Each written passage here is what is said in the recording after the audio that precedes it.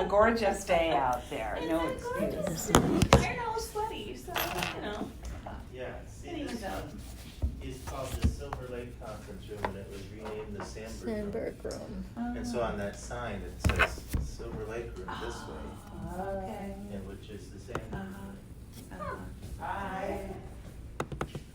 Julie. Yeah, hi. How are you? Good, how are you? We're not. We're not. Oh, yeah. I'm not wearing a mask because I am vaccinated, but if you're not vaccinated, then I'll wear a mask. Okay, Okay. I'm vaccinated. Well, I don't know, like my I'm kid wears it all day, vaccinated. so I don't know. Hi, How are you? good, how are you? Good. Hi. I'm Julie. Julia Trudy. Trudy? Trudy. Judy. Hi, I'm Lisa. Lisa, nice to And meet you you. said Julie or Julie. Julie, nice to meet you. Yes. I'm Carrie, but I think I know you. Do you live next to where the Petersons? I do. Oh my God! I do, You're I do. Julie Barrett. I Oh am my Julie God. Barrett, That's yes. awesome. Don't judge me by my yard. Oh, I love it. You're clearly a busy mom. Yes. I mean, join the club, man. Right. Well, I should say I used to live next door, so my husband and I are currently separated. So. Oh, I'm so sorry. Yeah, life happens. Yep. Well, we got this, so that's good. Yeah, I was doing my watch, so I'm all like, oh, I know, me that too. was not a good idea. I was like, elevator, stairs. I'm like, actually, I need to take the stairs. Looks So, like. everybody here is vaccinated, that's good. Yes. Yes. Good. Yes, yes, yes. Good, so I was hoping we could be It's easier. mask-free and Yeah. a little relaxed. It's interesting, the hesitancy that still exists out there. Mhm. Yeah. Um, Yeah. I struggle to understand it.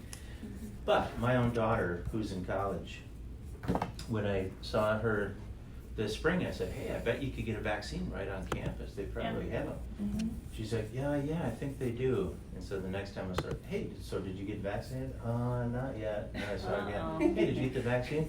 No. I'm like, wait a What's second. happening? Are you reluctant to get? Hi. Hi. Come on in. Hi. So per the U of M, we're supposed to wear face masks when we're in public. but I in can buildings put one or on people. if you feel more comfortable. You guys are fine. I just don't want to. So that's why. Oh, Just explaining myself. Okay. so you're wearing them at the U of M? Yeah, Yeah. when we're inside with Yeah. other people. Yeah, okay. Yep. Well, like I said, I can certainly put one on if you're more No, comfortable it's with okay. it. I think we all brought. Yeah, we all have. It's okay. I didn't want to be the. I don't care what other people do. Okay. I am just trying to abide. But, so then I said, wait, are you reluctant to get, she said, well, my friends were saying that it's this kind of, I'm like, Oh, no. No. I can just feel like my blood, I'm like, Yeah. so you think you and your friends know more about vaccines than Dr. Fauci and everybody else that's been working on this around the clock for the last 18 months? I was ready to grab her by the ear and drag her down to CBS. Excellent. But I turned her around. Oh, good for you. Finally, so- That well, doesn't always happen with that age group. Yeah, I can't remember where, so it wasn't that weekend, but then I went back to move her out of her dorm. And there's a farmer's market down there. She goes to Eau Claire. Just moved her back there last weekend. There's a farmer's market and we were walking around, literally bumped into a table that said vaccines today. I'm Oh, like, sweet. what? Excellent. They said, yeah, we have the single shot, whatever one that was. Johnson. Johnson. Yeah, I'm like, oh my God. I'm like, Done. Ruby, here's your chance. Yeah. And she was still and this guy that was working there giving the shots was just the perfect person to talk to her. Because he said, oh, what questions do you have? And so she talked about these things and he said, those are great questions. He said, I'm actually in school right now because I'm an EMT and so I'm learning all about this stuff, and here's what I learned about blah, blah, blah, blah. So he told her all this stuff. Oh, I love that. And I'm like, so, can we go? Got her. Yay. She's very glad now that she did that. Oh, good. Maybe she'll convince her friends. I That'd be nice. It's, you're 20 years old and nobody can tell you anything. That's right. Especially older people. Yeah, good thing there was, I'm assuming, 20-something who was there, probably good looking. No. Yeah, sometimes that helps, right? Uh-huh. He was kind of a sort of middle-aged guy, I guess. Oh. You know. I did not make my son get vaccinated, but he asked to get Oh. vaccinated. Good. So Okay. it's like, okay, dude, because I don't disagree with your daughter in some ways. Like, we don't know the efficacy of the vaccine long term, just like we don't know what's going to happen for anyone that gets COVID long term.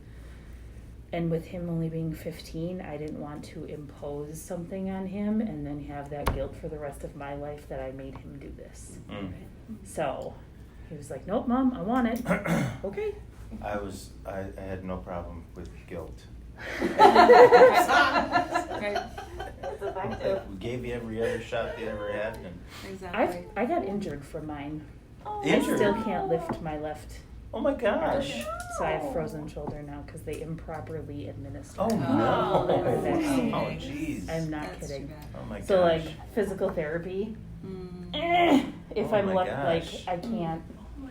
It's horrible. And where do you work at the U of M? I am currently in fisheries, wildlife, and conservation Oh biology. wow, that's cool.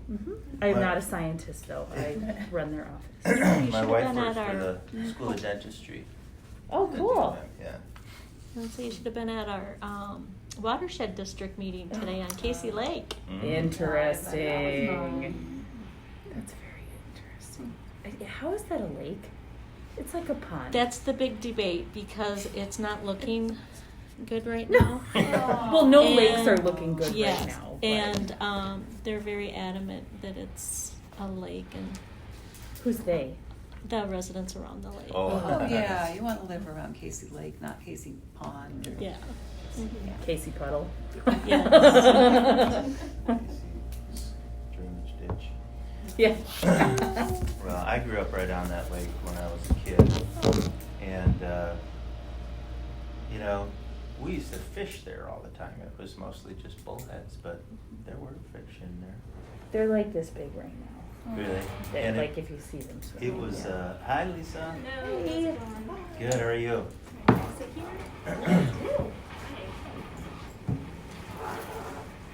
Is that a North St. Paul mask?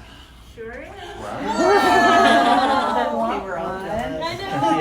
Aw. I think Candy found it, or I don't know. Oh yeah. She always, yeah. is up Good. on Good. Okay, well, I think we are about ready to call this meeting to order. And I didn't get in, did you print any of these out, Lisa? I did, if anybody would like one. Fantastic. I have some extras. That one. Great. Like I don't have a printer, so I didn't get mine printed out. I'm in Would you like a copy? the civic clerk Okay. right now. Thank you though. Thank you. Does anybody else need a copy? Okay, thank you though. Mm-hmm. Just so I know, should I always try to bring one? Is that better? Should you know how many? to I bring? just recently started getting in the habit of printing them out for commissioners. Okay. Some of my commissions prefer that I do that, so I just thought I'd make it the standard. But then there's the flip side to it too, of wasting paper. Mhm. So you guide me as Okay. a commission how you'd Okay. like me to proceed with that. Up to all of you, I always felt like the city did print way too many things out.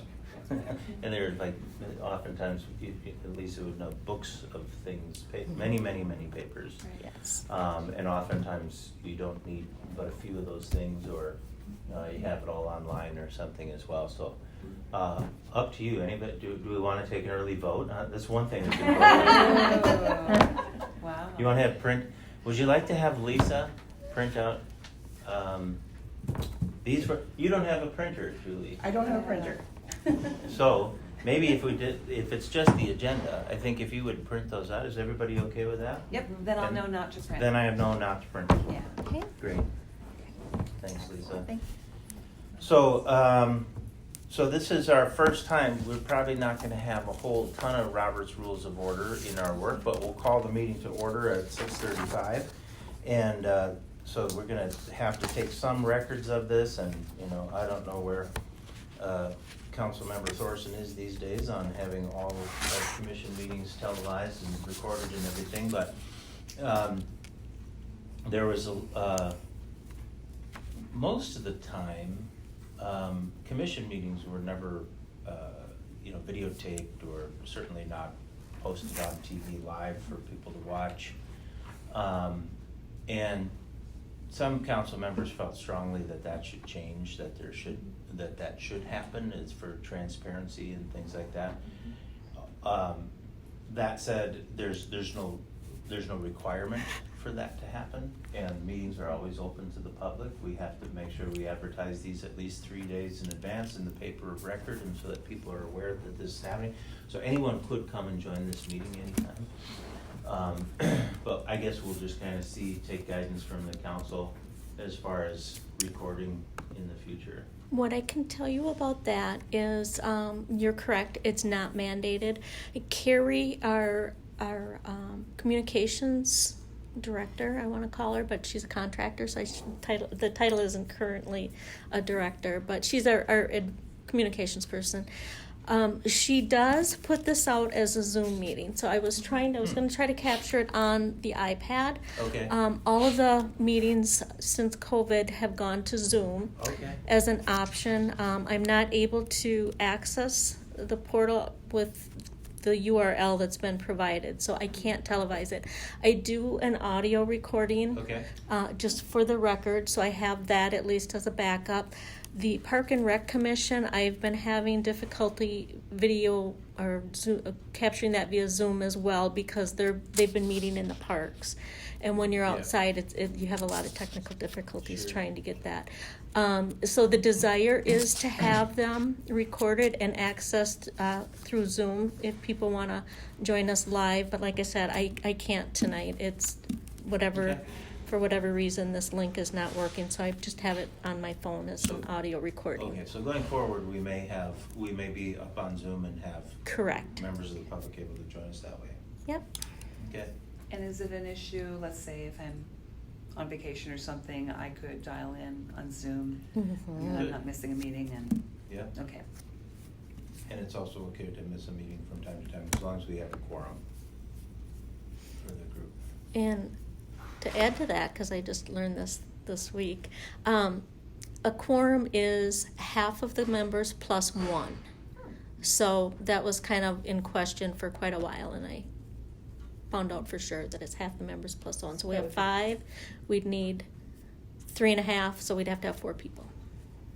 Would be 3 because I'm not a voting member. No, we have 5 members. So half of that is 2.5 plus 1 is 3.5. So there's no half people. We have to have 4. Okay. All right. I think we'll have more questions about that. I think I've even got that on the agenda as well. But there are how the Arts and Culture Commission functions with the council. Also, just we'll get to this I think too, but just there's going to be some other questions too that I wasn't sure of when we were talking about this, as far as what statutes apply to this group, like open meeting law, things like that. So, but anyway, I thought we could start. Here's our agenda: is that we'll adopt the agenda. We have approval of minutes. We don't have any minutes, and then we have the commission business action items. We have a number of items there. Reports from staff, and the meeting is open to the public if anyone wants to speak, and reports from commissioners, and then we're adjourned. So I'll ask if anyone would like to make a motion to adopt the agenda. Are you okay with this agenda as is? So moved. Do we have a second? Second. Okay, so you'll have to help me here. Oh, Trudy. Do they do this in the Parks Commission? Yes. Okay. And Julie Barrett. Julie. Yeah. Thank Okay, all those in favor signify by saying aye. Aye. Opposed? All right, the agenda is adopted. I feel like the mayor of 6. Just one thing I would say, my name is spelled without a C, my last name.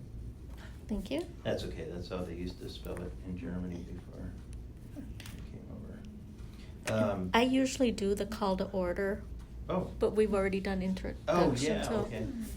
So we don't, so we've adopted the agenda, we don't have any minutes, so commission business action items. I wanted to start by just doing an introduction, because I barely know anybody here. And I don't know if you're all the same way, so I thought we could just go around, introduce yourself, why on earth you would want to be involved in a city commission. Being involved in the arts is one thing, but being involved in a city commission is another thing.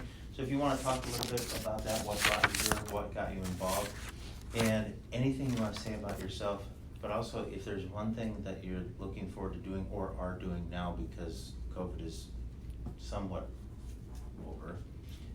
Although I'd be interested to hear who's going to the state fair. So do we want to, Julie, you want to start? I'll start, yeah. I'm Julie Barrett. I lived in North St. Paul for 15, 16 years now.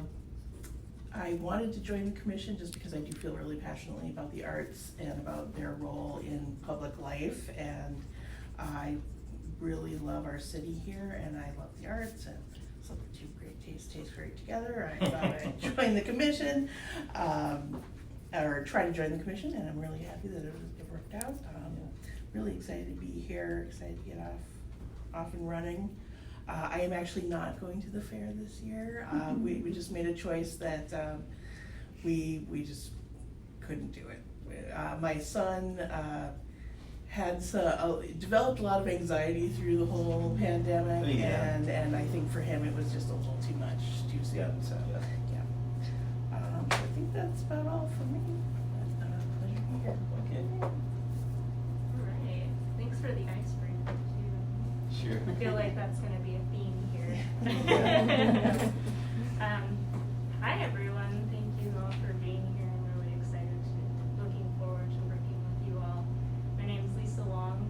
I am a new council member as of I think January, and so I've been appointed as the council liaison. And my understanding of the role is to also just kind of provide some guidance and kind of the thoughts, maybe the direction of how council would like to see this going. So just kind of as an advisory, so I don't vote, but I'm really excited. I'm not an artist, but I can appreciate, some exhibits and things here and there. I like to attend it. I particularly like improv. You just never know what you're gonna get, so it's kind of half the fun. But just looking forward to it. And Are you going to the fair? oh no, sorry. Well, first of all, are you a fair person? I've only gone a couple times, so I think I'm starting to learn a lot more about what the fair has to offer. But yeah, this year I'm gonna. The fair can be kind of polarizing. Like some people just hate it, and some people can't live without it. Yeah. So I feel like there's a lot to learn there, but probably not this year. Love it. Well, hi, I'm Carrie. I don't know how long I've lived in North St. Paul. 15 years, we'll say. I have a son who goes to Maplewood Middle School. My husband is on the school board, and together he and I worked on the Citizens for 622 committee, which has been a lot of work, but a lot of fun. So through that, I kind of got to learn more about government and how levies work for our school district, which is always an uphill battle, but always so worth it, in my opinion. And so from that, I was like, hey, why not do a little bit more, see what the city stuff has to offer? And I love arts. Used to work in an arts nonprofit, and I am not going to the fair, but I do have a friend who is, he makes a book about the fair, so he has his 2020 book, and this year he's kind of live Facebook posting what he's painting at the fair, so every day he tries to get 7 paintings done. Wow. So I'm kind of watching vicariously with him every day as he goes like on WCCO or Care 11 or whatever, and does his 7 paintings. So today was the Old Mill, so that was so fun to see. Oh, his very interpretation of it, so really excited. Where is Maplewood Middle School now? Didn't they tear the one down? Not yet. No, Oh, this is the last year. Oh, this is the okay. Yeah. Okay. Yeah. So we toured because he didn't step inside at all last year. He was totally distant. Right. So right. this is his first and last year at Maplewood, and then he goes to John Glenn for 8th grade. Oh, I see. Yeah. So hi, I'm Trudy Onsorg, and I think I'm the newbie in the room in terms of North St. Paul. So my husband and I moved here almost 2 years ago. It'll be 2 years in November. And we bought that octagonal house by Silver Lake. Oh my my God, I'm so jealous. That looks amazing. Every day we wake up and go, we get to live here. So one of my passions is gardening. So I consider that an art. So I used to teach landscape design at the college level for a dozen years, and I was a landscape designer at Bachman's. And, Oh, great. Oh, very cool. And so in previous life, I lived in River Falls for about 15 years. And when I was there, I got involved sort of with how do you work with the city to make change. And I was passionate about getting community education to start. So kind of rounded up this group that included the mayor and a bunch of other people. And over 2 years, we got that to work, which involved a levy. It was a really interesting process, and I liked that. And then because of that, I got to know people, and that was really fun. And before I knew it, I was on the Arts Council, and I was doing other things, and I loved that. And then I moved kind of back to St. Paul, and from St. Paul, and then just 2 years ago, I moved here. And I've been looking for a way that would make sense for me to get involved. And passionate about the arts. I'm often, throughout my, adulting, I've been on different boards, and I'm currently only on one other board, and that is the Minnesota Humanities Center. And so the mission is to help people connect through the humanities and arts and so on. And so that's at often this really big level. It's a statewide thing, and I like being shoulder to shoulder and making a difference where I live. And so when this popped up, I thought, oh, pick me. I really, really want to. And so I'm just very excited, and I'm delighted to meet all of you, and I'm looking forward to this. And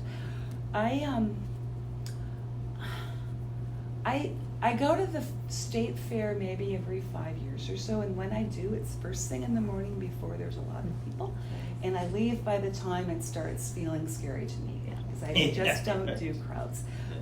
That being said, I do like the Renaissance Fair a lot. I do the same thing. I go early, and then I leave by the time it's starting to get crowded, so we are going to do that. Yay.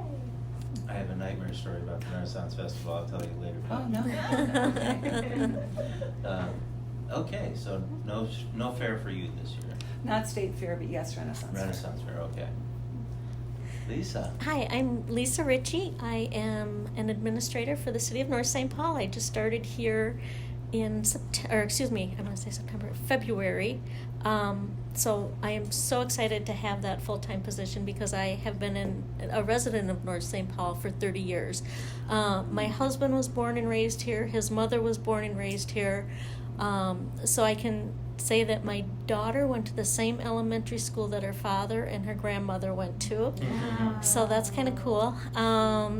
I am extremely passionate about arts. I have a background in graphic design. I spent about 15 years in that industry, and then my position was eliminated, and our daughter was young. She was only 4, so Ron and I talked, and it was the best decision not to continue on in that industry because at that time we were both working for a printing company. There was a lot of big demand for overtime, and when you have a small daughter and it's like, oh my God, I got to work late, and so do I. So I went back to school for interior design, and I absolutely love that. But unfortunately, when I graduated with that program, the economy had taken a turn for the worst. So that was 2008, right around that time frame. So I told Ron, I said, I just want something stable and secure, and I want to be home in the evenings with Callie. She's still young. So I got into insurance, and I spent, 2007 until February in insurance. Wow. And then this came open. My husband has worked for the city for he was on the fire department for 32 years as a volunteer. And he's a public works director now and has been with Public Works since 2015. Yeah. So we've got some roots here. We've been around for a while. But super passionate about arts. And I was actually on the Arts Commission many years ago when we had before. I think with Jan. With right? Jan, Mhm, yes, yeah. So they had a lot of really fun activities, and it was a good thing. It's just Good. the timing of it just ended up not working. There was a lot of weekend involvement, and we have a cabin, so we were out of town a lot on the weekends, and then I found that the schedule was conflicting, so I did get off that. But super excited to be involved again. Girl. Can't wait to Yeah. see what this brings. And we're not planning on going to the fair this year. We usually do, but just kind of going to take things slow, and Gotcha. maybe next year. Hi, I'm Hi. Stacy Maher. I've been in North St. Paul for about 5.5 years. Grew up in Roseville though, so like right down the street. The closest I'll get to the fair is work, because I work on the St. Paul campus of the U of I M. see. Okay. I had to pick up a key yesterday from our locksmith building, and it like you could see the rides going, and I was like, "Yep, that's what I'm gonna get." I am a self-proclaimed okayist gardener, so I admire your property every time we walk by, and now you might hear Trudy because it's beautiful. It is absolutely A stunning. what gardener did you say? Okayist. As opposed to master. I'm, Oh, I see. She's okay. I'm considering I love enrolling it. in the Master Gardener program, but I'm just not going to go there yet. My gardens are 100% okay. Like, however you like, any day of the week, they are not great by any standards. But so that's I also do consider gardening to be an art to a certain extent with landscape and design and nature. And my interest in this commission was kind of born out of this need to want to be involved but never knowing how. And when I hear things that I don't like happening, I want to take action, and that's not always easy to be constructive about.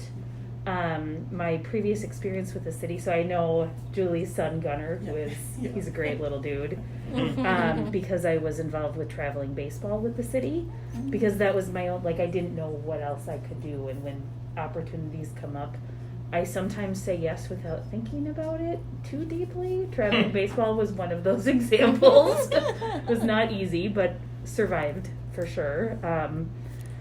And when this opportunity came up, it was also another one of those why not. I don't have any trained background in arts, but I enjoy art, and I think art can bring such a positive impact to this community. So it's exciting to me that the community is embracing this and the city is embracing this in an organized fashion for action. Yeah. And yeah, no state fair. And when I grew up in Roseville, we grew up like across the cornfields, like around Cleveland and Roseville. yeah, so we yeah. would walk to the state fair every day, just about.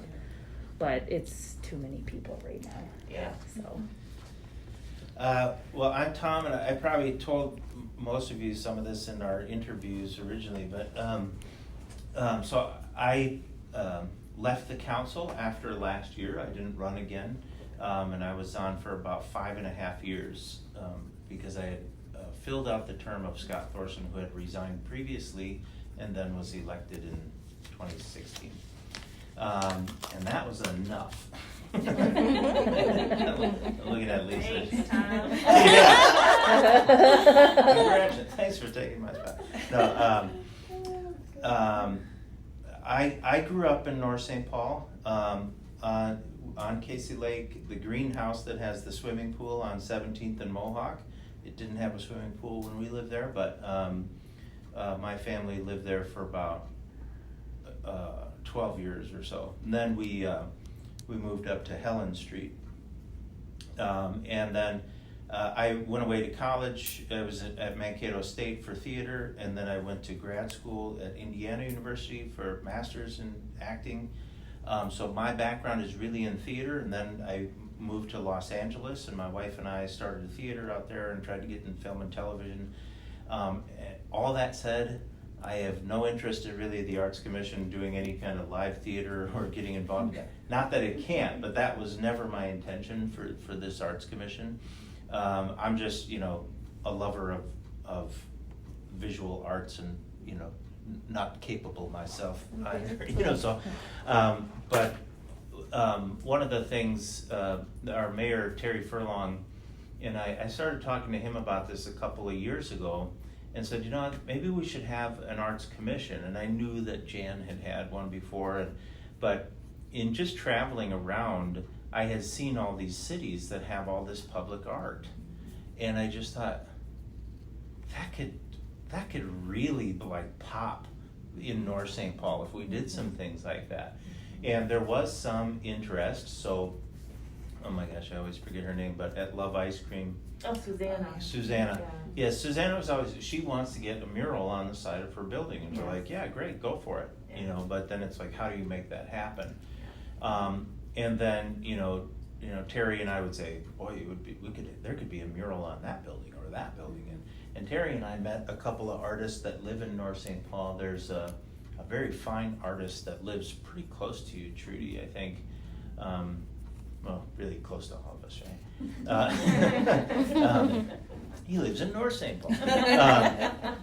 It's a very fine artist that lives in a very unassuming house because it was his mother's house. I think he grew up there. But Terry and I went and met with him, and his work is stunning. And we said, would you ever be interested in doing something here? And he said, yeah, sure. And I am good friends with an artist who lives in Los Angeles, who's somebody I graduated from North High with.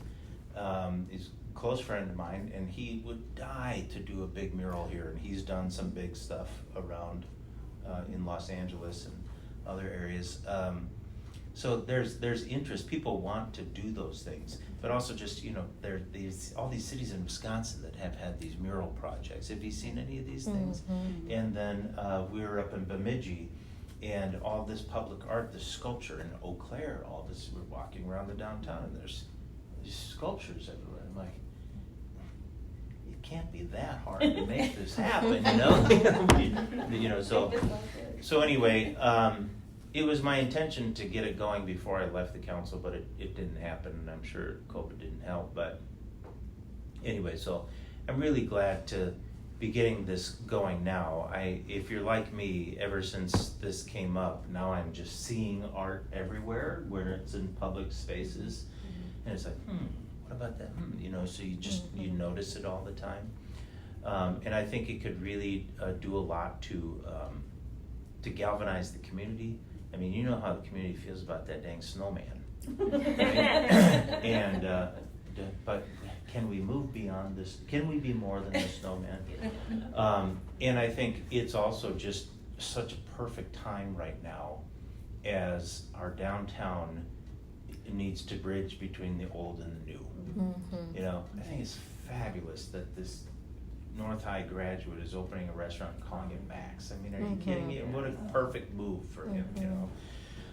So I think that's great, and you know, there was so much. I know, like when I first got on the council, so many people were talking about the old downtown, and when is the city gonna get another grocery store there? When is the city gonna open a restaurant? It's like, cities don't do that, but we're open to, if someone wants to, we will help, you know.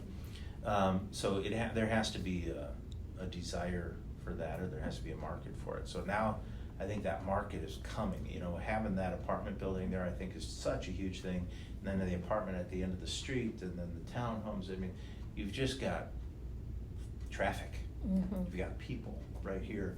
And so I hope more businesses will follow, especially of having a restaurant down there and things like that. And so it's a perfect time for us to get in there and make something happen, you know, and really kind of, it's like that, what is that? Gustavus Adolphus, I think, has one of those flowers that only blooms like every 20 years or something, you know. And it smells like death when it blooms. Oh, right. Yeah, of course. Not that we should make the city smell like death, but it's like we're in this moment where the city is kind of blooming again, you know. I think all cities go through cycles like this, and I think it's just such an exciting time for us right now. So it's a great opportunity. So anyway, that's why I'm involved in this. For work now, I mean, I work at Capella University, downtown Minneapolis. I have been working at home for the last year and a half. but we are now starting to go in a couple days a week. And I work in like quality improvement and things like that, organizational planning and things like that. And so that's something that I really hope to bring to this. When I started my theater company in Los Angeles, if I had only known then, you know, things I know now about organization and things like that. But because, you know, I want this to last. I want it to be healthy and strong. And I think in order to do that, we have to be very intentional in our planning and how we build that thing. And so I've got some tools that I'm looking forward to showing all of you, and we can talk through all these things and how that would work. But you know, there's time to get to that.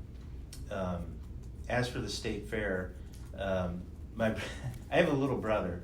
He's 47. He's not little. My little brother, who plays in a rock and roll band, that's playing at the Dino's Euros stage 5 times throughout the fair this year. And so I'm like, you know, for me, I love the fair. Couldn't wait to go back. And then with the Delta variant, I'm just like, well, it seems like it would just be crazy to do that now. But now my son really wants to go, and I'm like, really? So I'm kind of on the fence. Like, maybe we'll go for a little while and just stick to the outside places. Like, I like to go through the grandstand thing and all that. My wife thinks I'm absolutely crazy because she does not like going to the fair, but I grew up with it, and I love it, despite the fact that I hate crowds. Like it's my one exception.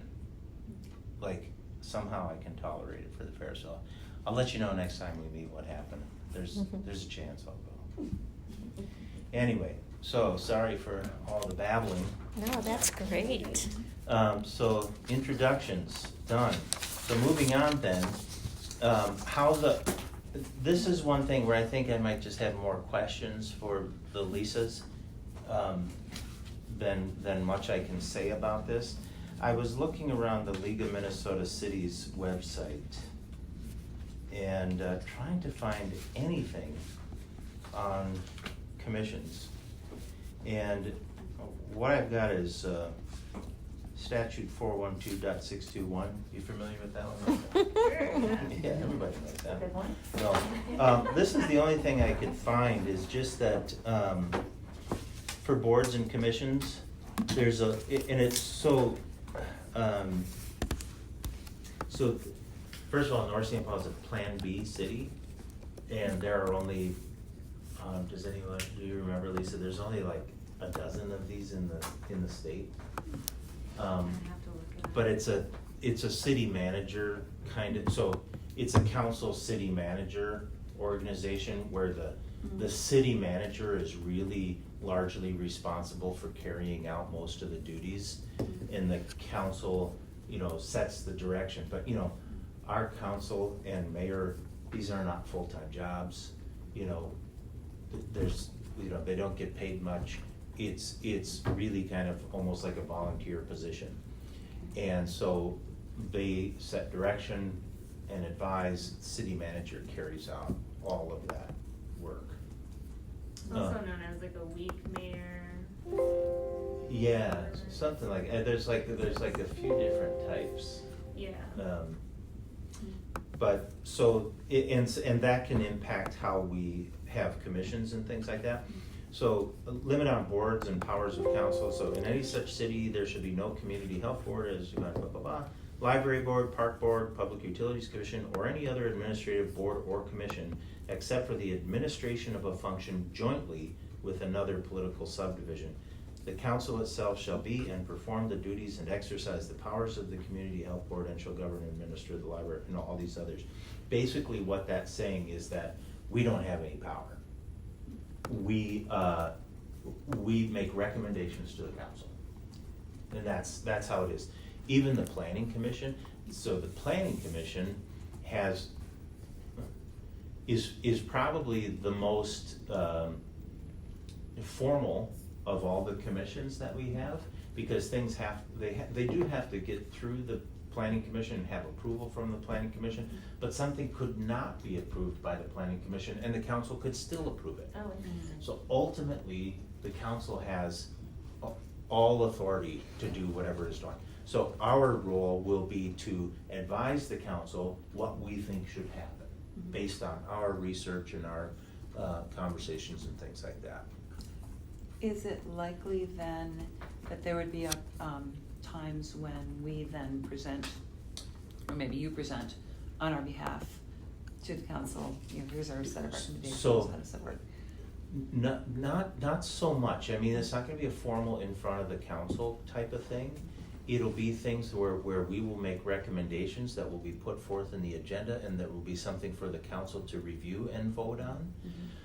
But we're not gonna be up there presenting those things. The opportunity does exist. You know, I think the Parks and Rec Commission is probably the one that probably presents to the council the most. I mean, it has a lot of impact on the city, but even that, it's a couple times a year maybe. Yeah, I mean, we haven't had any this year. Correct. You know, from my perspective, I would welcome it if, Mhm. you know, you have a big project or, you know, something that's a little bit more substantial that might, you know, have some questions attached to it. Yeah, so I would recommend a presentation, and I think it would be welcome. That's great. Mhm. So we certainly can, it just, it hasn't been common Mhm. in the past, but it can be done. Would the rule be to ask for forgiveness or approval? Like, and I say this in terms of if we, as a commission, decide on a project to move forward with, do we ask permission to move forward with obtaining grant money and this, that, and the other? Or do we obtain the grant money and say, what do you think? Like, what's that rule? We have to have permission for everything. I think that, and Lisa, I don't know if And you have I- some thoughts on that too, but even grants, even sometimes when the city manager wants to apply for certain grants, that would have to be approved by the council. It's recommended just because of the capacity, you know, cause, you know, you might need staff support or, you know, things like that. Yeah. And who manages the budget, you know, those kind of questions go into play as well, so. I'm glad this question came up because there was some conflicting information that I've received on that where I've, and I forget which commission it was set at, but I heard that we don't want to go to council until after we know we have the grant approved. So let me get clarification on Okay. that. That might not be correct. Yeah, Okay. probably, I feel like to finance coordinate though, right, director. to make sure we're not competing with our applications, Right. that would be bad. Right. Yeah, so, because, I mean, I clearly remember voting as a council on whether the city manager should even move forward to get state funding dollars to help pay for body cameras or new equipment for the fire department or whatever it was. So even to put in these That's things- good to hear because, to be honest with you, sometimes that happens. We've had a lot of staff turnover, and so we're still going through Okay. some changes. And you know, the people that had the knowledge previously are no longer with us, and so we're getting to the root of a lot of things. And Okay. this is a good thing for Yeah. me to look into. So we'll just take that as a question, Lisa, if you can look into that. So Yeah. permissions required. I mean, as a default, I think we should all assume that we would have to have council permission for whatever, you know. Clearly, we can vote and make on a recommendation, like, do we all agree we should recommend blank? And if the majority of us agree, then that can be our recommendation.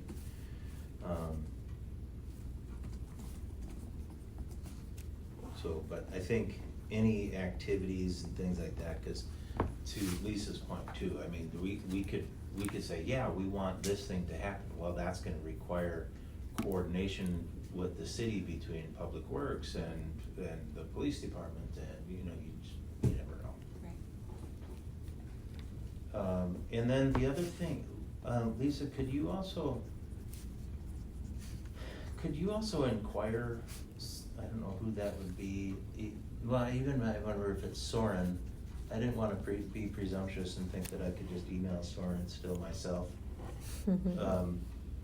but are we governed by open meeting laws, things like that? All of the commissions are. Oh, okay, so that is a deal. So the open meeting law is just that we cannot have a meeting without advertising that, and having it being open to the public. So, what it also means is that, so 3 of us cannot meet and talk about any of this stuff. So like we can't hang out in Trudy's yard, like 3 of us, or we can't. Can we meet and not talk about it? You know, I think you can, but it's always, I think for the Arts Commission, nobody's gonna, there won't be probably a whole lot of raised eyebrows about that. If it's the council, that might be different, but. So even like another thing, if we're gonna be discussing something, so this is another thing, how the open meeting laws are affected. So I wonder, so maybe here's an action item, homework for everybody on this group. Do you know, Lisa, one thing I'd like everybody to do is look at the League of Minnesota Cities website. This is a great website for everything related to city government in Minnesota. And there is, Online learning for open meeting law. what's that? There's an open meeting law, like module. Yeah, Mhm. exactly. So there's a whole thing on open meeting laws and understanding what that means. So, for example, it's an open meeting law violation if there's a vote coming up on the budget, for example. And I'm on the city council, and I call Lisa and say, hey, I really think we should vote this way on the budget. And then I separately call Scott Thorson and say, hey, and twist his arm separately. So even that's not 3 of us meeting together, that's kind of this chain meeting, so that's violation of open meeting law. Honestly, I don't think there's much to worry about for this group. Generally speaking, I don't think there's much to worry about for the council, you just have to be smart about it. But that League of Minnesota Cities website, you can see there's just a ton of stuff in here. There can be some really good information. Any other questions that anyone has, or anything that you would mention, Lisa, as far as how we work with the council?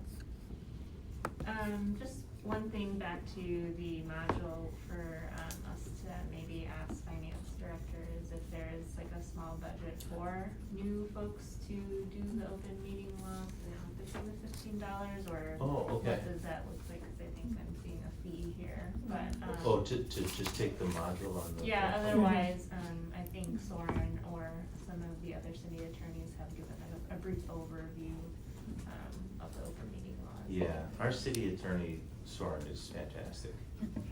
And I will I'll say that recommend- it would be, if you're talking in terms of money, it would be less expensive to do the module than to hire Soren for the meeting. Yeah. Like, oh, well, he's our city attorney. He's- Yeah. You get billed. For that analysis. And you know what, let me do some research. Maybe there's some documentation we can even download on it. Oh, sure, yeah. I don't think it has to be too in-depth, yeah. Oh, here we go, a 60-minute course. And it's $15. And is it just like is it, you can go anytime, or is it there? It's an online course, so I think you can do it at your. I can't believe they charge $15 for that. I bet YouTube has it. You just have to make sure it's Minnesota. Exactly. Yeah. Okay. Yeah. Anything else that you can think of? I welcome any questions, and if you want me to engage differently, I'm happy to do so. I'm looking forward to all the ideas you all have. It sounds like you have a passion, obviously, that's what brings you here. I'm hoping to work collaboratively, so. Good. Yeah. Yeah. I know, are you also on the planning commission? Yes, sir. Yeah, so, that's a lot more work, I think. But I think, like, with the planning commission, and I don't know how the Parks Commission is, if it's similar, but, when I was council liaison on the planning commission, there would be discussion about something that was being reviewed, and there would be times where I'd say, that's not gonna fly at the council, I'm just telling you, it's, you know, Mhm. you're not gonna have the votes for that, or this, you know, I think we should think of this differently. So I think that's where a council liaison can be really helpful for us to, how we frame something up for the council. Yeah. And anything else you can think of, Lisa? No, not offhand. Okay. I do want you to know, I have business cards, so I will give those great. to everybody. And if at any time you have any questions or thoughts and ideas, you can email me or call me. Does that go for like agenda items too? Yes, That's directed yes. by the chair? Typically, the way the agenda has worked is the commissioner, the chair, which would be you, Tom, sets the agenda. So that'll be Yeah. up to you if you want Okay. people to go through you, and then you let me know, or you think people can just. Yeah, let's make that call right now, please. If you have something you wanna discuss, ask me, and then I'll keep that agenda information. Oh, I got one. Oh, Thanks. You got me on this side. oh, sorry. That's And then Lisa can put together this wonderful format of the agenda. That is automatic in our new Isn't that civic, neat? civic. Oh, yeah, so I Platform. printed some of, I haven't looked at that thing yet, I printed that out to figure that out. One other thing I'm thinking about is that there may be opportunities to collaborate with other other commissions.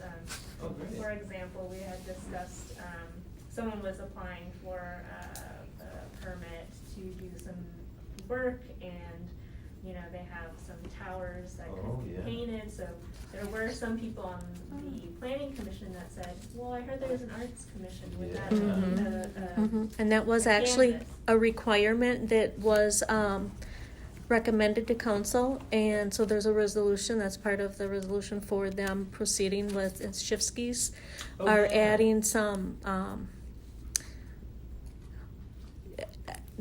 I forget the Like proper. Holding bins or like silos. Yes, or yes, so something. they're almost like Silos. silos, yes, is what they look like, Yeah. as silos. And so they thought it would be really cool if there could be murals on that. So it could be, it doesn't have to be hand painted. With technology today, there's, you know, vehicles that are wrapped with graphics, and Yeah, they could yeah. do something like that, so a lot of different options. Have you seen the silos in Mankato? They're gorgeous. So this is what I was just gonna say, that's Yeah. another action item for everybody, is to search for the murals on the side of the silos in Mankato. Yeah, Okay. it's They're stunning. Awesome.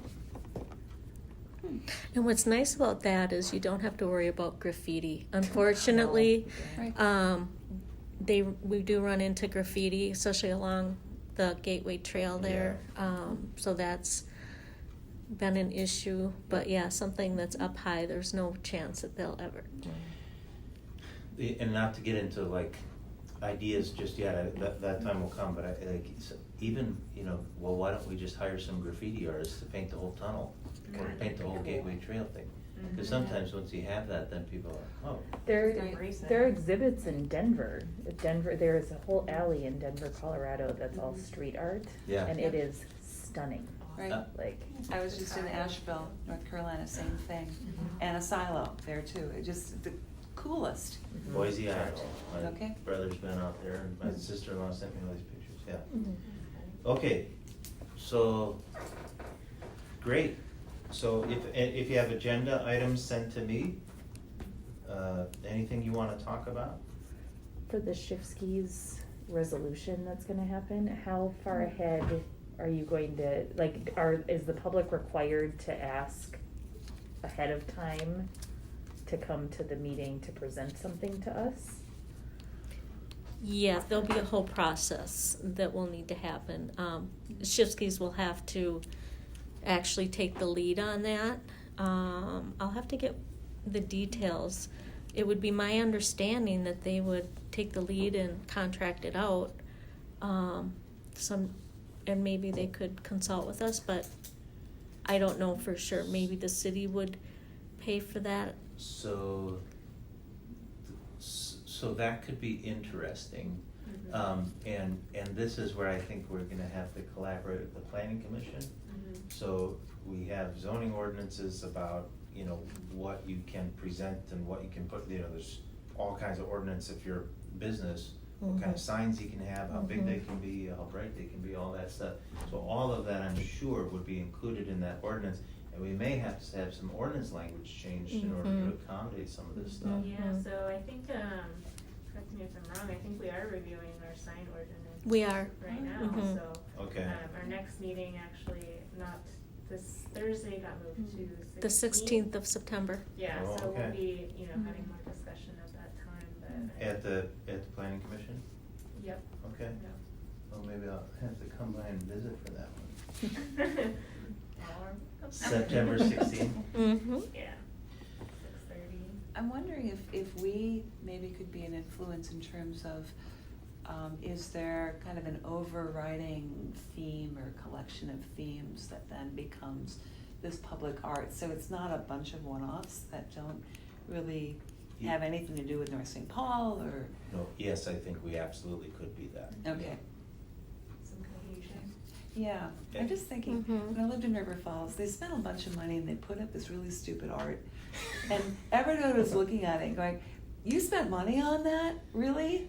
That has nothing to do with who we are and what we are. And then I was back actually a week or so ago, and they had changed and they put up art that was reflective of the city. Oh, And it was this good. like giant fishing lure because the Kinnickinnick runs through there and everybody fly fishes, and it's like, that makes sense.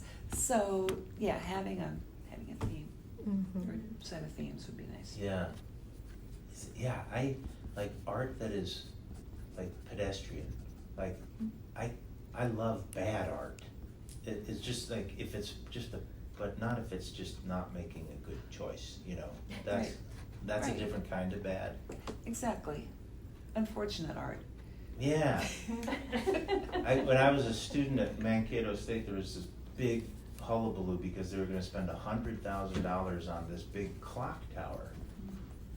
And they said they should spend that on something else. I'm like, no, they should spend it on the clock tower, but just not that clock tower. That looks stupid. Do something. Make a statement. Right. Be bold. The mighty forces will come to your aid. Okay, so, this is good. So we need to kind of connect with these other commissions and figure out what's gonna happen with this Shivsky's thing. So we gotta, can we just, how First project. do we look into next steps with Shivsky's? We'll need to take a closer look at the resolution. Lisa, do you have it? Yes, and I can also talk with Eric, who's our city planner, and he'll be able to advise us on what the next steps would be. Okay, or could you also send that resolution to this group? Sure. And then on the North St. Paul, City of North St. Paul website, is it City Code of Ordinances? Is that just what you look at to see what all the current ordinances are? Yes. Okay, so if I look at that, I can see what all the rules are. Yeah. Correct. There's Right. another site that we refer to, and I will forward that to everybody.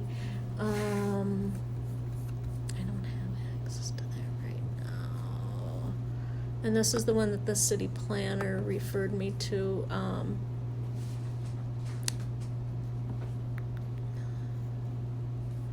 What is that?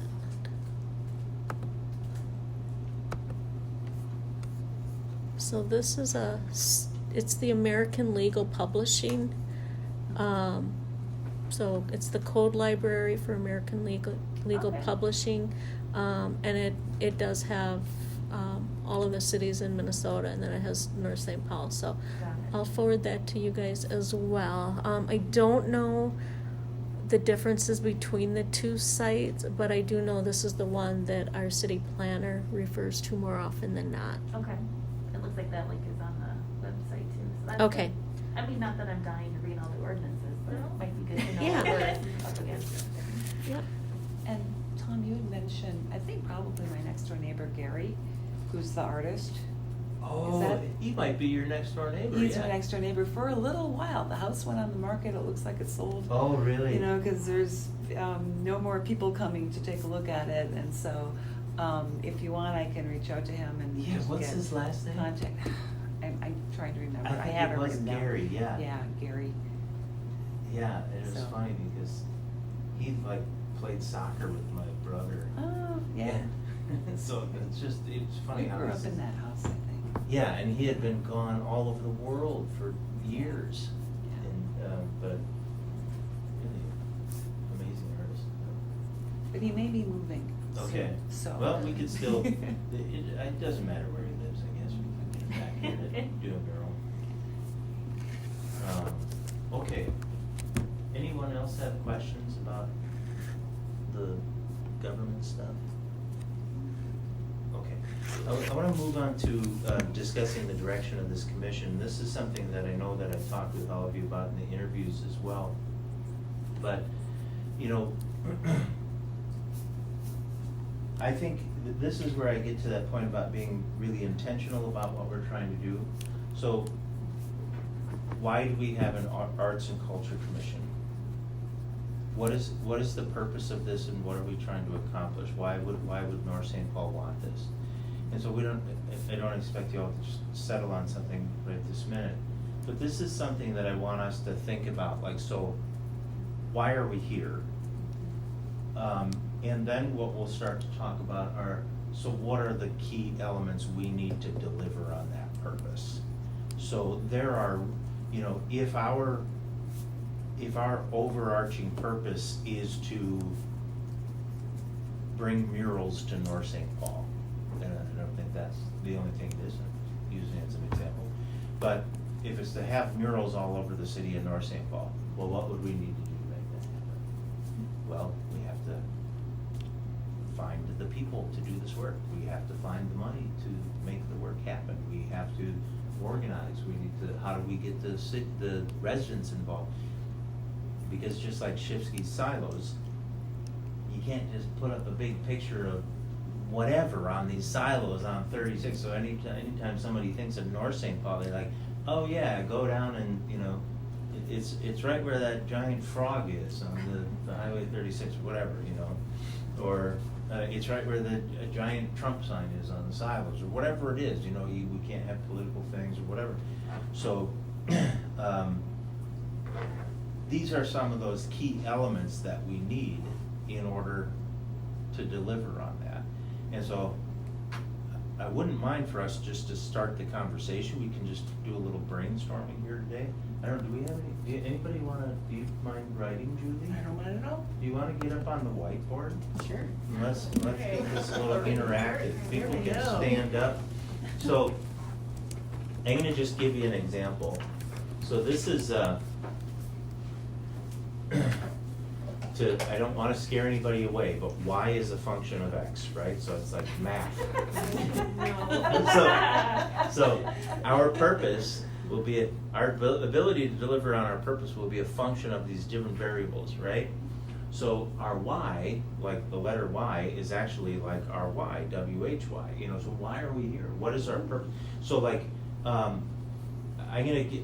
this is something, I started building it's called a work direction A3, or it's a directional A3, it's a one-page document. This is something I started building on my own life, you know? So why am I here? And so I said, it's to live a purpose-filled life. So what do I need in order to live a purpose-filled life? Here are the elements I need: artistic self-expression, healthy relationships, meaningful work, and connection to nature. So those are kind of the X's that I need to get to my Y. And that's a very personal representation of that. I was trying to do some of this kind of work with the city in past years, but some things, it's kind of a hard sell. So I'm gonna try and keep this high level. We're not gonna get into the A3 document here, but why are we here? What's the purpose? Let's brainstorm. Let's think about it.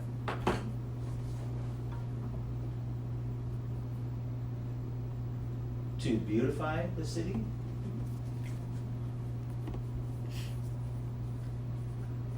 I think it's to give the community an opportunity to come together and enjoy. Promote communication. Enjoy art. Right. Enjoy something that doesn't cost them anything but time. Yeah. Leave that space for connection. I'm building the A3 in my head right now, going through this. You talked before about bridging the old and the new. Yeah. I love the history. Yeah. Mhm. Yeah. That's what North St. Paul's known for. Oh So my cool. God, and all the So cool. antique stores and how great would it be to just make some art out of all of that, just bring that together. And the kids too. I mean, if we could do something in schools, have artists in the schools, and have kids making murals outside. Yeah. We gotta make this All right, hang on. Right. I like your idea of connecting with the school district. I think that's a resource that hasn't been tapped for a variety of reasons, but should be. Yeah, for sure. I love North St. Paul. I love living here. I never, whatever. It's great to be here. But you walk down the street and it's like brick building, brick building, brick building. Okay, so before, we're getting into the weeds a little. We are bit. gonna- We don't wanna talk about like specific things, but first of all, what's our purpose? What's our overarching purpose, high level? Inspire connection and cross-cultural learning.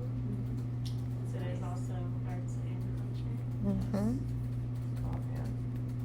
It's great stuff.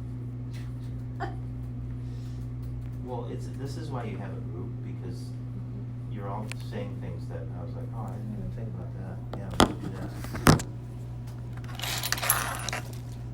Do people, whether they've been here their whole lives or generations or are just brand new, identify with the city? So it's like, yeah, we are North St. Paul, we know what that means. That's beautiful. I mean, there's so many people say that they moved to Minnesota and they can't make friends. It's Yeah. Minnesota ice. So we're welcoming. How can the snowman open his arms to bring more people in? Oh. 2 years. Oh, ago. stop. You got me on a roll. I'm so awesome. That's awesome. That is nice though, because I do think as someone who is newer to North St. Paul, but not newer to this side of the city, Right. North St. Paul has a small town, us versus them, I want to say stereotype to it, that it's, you're here because your grandpa was, it's that long generational thing, so when you come in from the outside, it's hard to find your place. Yeah. Yeah, I've heard that, like some people say, oh, well, you can't do anything in North St. Paul if you, didn't grow up here or whatever, but, yeah, so how do we break that? I am just like so excited by new people, and what new people can bring to the city. Yeah, I think that goes back to the theme of placemaking, engaging people throughout the community to, see themselves in it. I think that's really what everyone is saying, making that occur. And in addition to just the downtown, is to help people explore other parts of the city. I mean, I've got my well-beaten trails, and it's probably time that I venture This in is my like, other places. this is a little thing that that I want to have. So, I fought hard for that sidewalk on Lake Boulevard because it connects 3 parks together.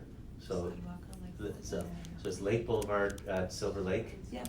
and so, it's Lake and, what is Joy that? Park. Oh, and Joy and Dorothy. Yeah. You Yeah. put that sidewalk, I every day, walking the dog Right.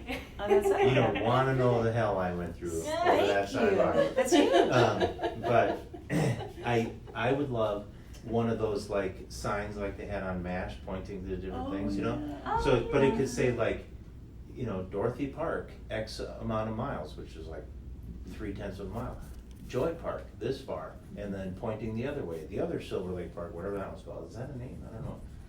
But you could Yeah. also point to Casey Lake Park. Point to the Casey Yes. Park. And you could point Exactly. And to could point to Newark. Yes. Yeah. there's a lot of parks in this town. Yeah. There's a lot. I believe we just approved some wayfinding signs, Oh. didn't we? Where we're at with that, it was trying to pick up with where we had left off a while ago, before the turnover, and love it. And the Parks and Rec Commission thought something had been approved at council, and so they didn't put it on their capital improvement plan for next year. But I found out that it hadn't gone to council for approval, so that's what was brought back. And so that's been approved for signage in the park, like the name of the park. That signage has been approved. But there is an entire wayfinding plan that has been in the works, and you were involved with that. So a portion of that, a phase of it, was approved, but there's a lot more to roll out eventually. Yeah. So yes, these are definitely things that we're talking about, both at the Parks and Rec Commission. I know we talked a little bit about this on the Planning Commission. So it's good to see that all commissions are sending the same message. It's something that's very needed. But there's no doubt, I can see like where we'll be partnering with Parks and Rec for sure, you know, because the parks are like canvases, right? And then, but with the Planning Commission to make sure we're all legal. But you're right, I mean, it's that collaboration piece, you know, we don't wanna be just, you know. Yeah, well, and it's like you were saying earlier, I think, Carrie, about learning how to deal with government, or, you know, what that's like with, you know, and this is what it's like, you got a lot of hoops to jump through. There are. But on purpose, and it's not all bad. I'm hoping that we can engage the city also in partnering with them. Because there's so many more ideas Oh my God, out there. look at this building. So when Look you at say the fire like department. the city, like capital C, or like the residents of the city? I'm thinking residents. The residents. Engage with them, you know, Mhm. we've got some Mhm. project that we've got in mind, let's Meet get your with them, ideas. See what they wanna do, Yep. yeah. One of the things that we used to do on the Arts Commission was an annual art exhibit, Oh. Nice. and that was really fun. Where was that? It was right here at City Hall, right out in that hallway. Okay, what else? Why are we here? Why did we just start this Arts and Culture Committee, our inaugural meeting? We should all go to Newman's after this. Inaugural meeting. Well, I think, like, these touch, like, with what I am here for, like, the cross-cultural learning and helping folks identify with the city, like our new immigrant families that are moving to the city because our city is changing, making them feel part of it and not like outsiders coming to North St. Paul and like you can't get anything done here if you haven't lived here forever. And I know that's not imaginary, that's a thing that exists here in North St. Paul, unfortunately. Yeah, so it's almost like, so I really like this. So it's like to express the identity of the city, whatever that identity is, through the people, right? Right. Right. It's because, like, you know, I'm selfish. I'm like, well, I just want things to look nicer.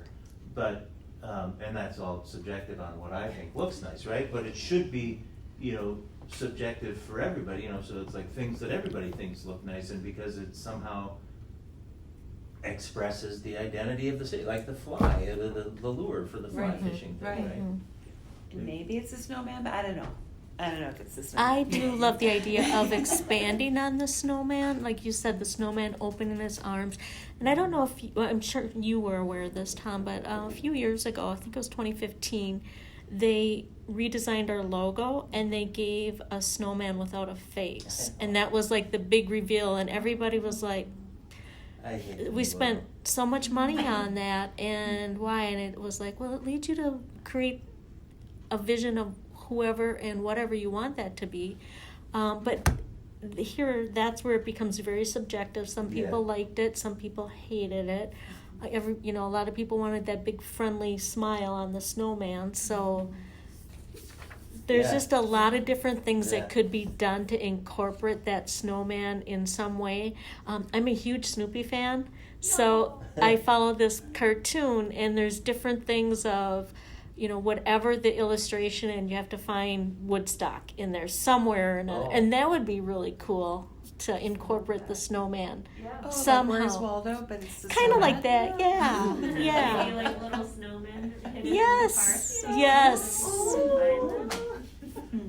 So, And the only Something right now, reason we yeah. have the snowman everywhere is because some guy Yeah. that lived here made that damn thing. Yeah. And he's like, hey, city, you want this? And they're like, well, No, yeah. there's a story behind it.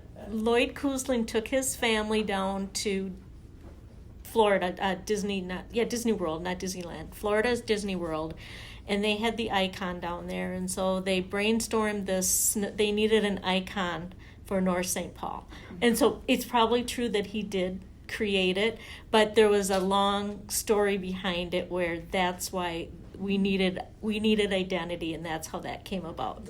Yeah.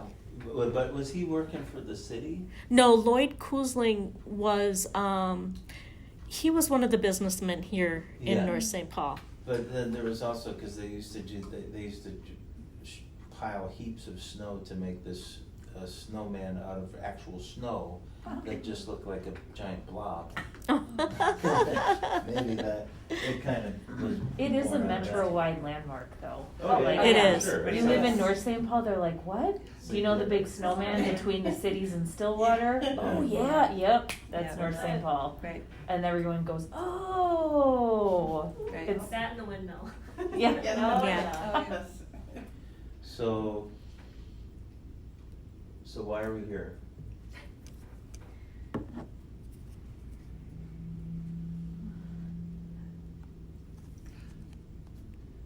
These are great, I'm just like flabbergasted. I love the ideas that are coming out. I think what I'd like everybody to do is take this away and think about this before we meet next time.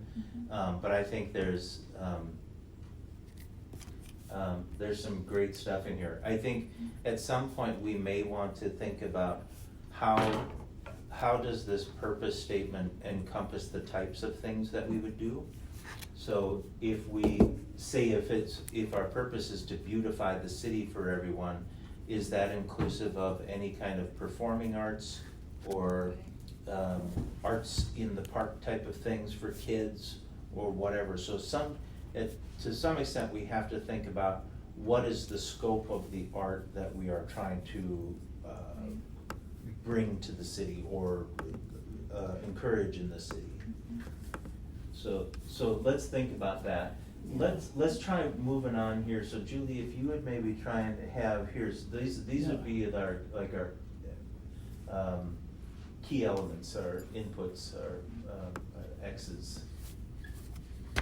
So whatever, if our purpose is any of these things, beautifying the city, bringing the community together, bridging the old and new, inspiring connection, what are like the major things that we need in order to make that happen?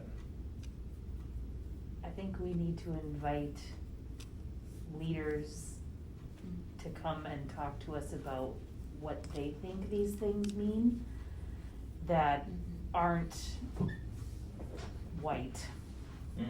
Yeah.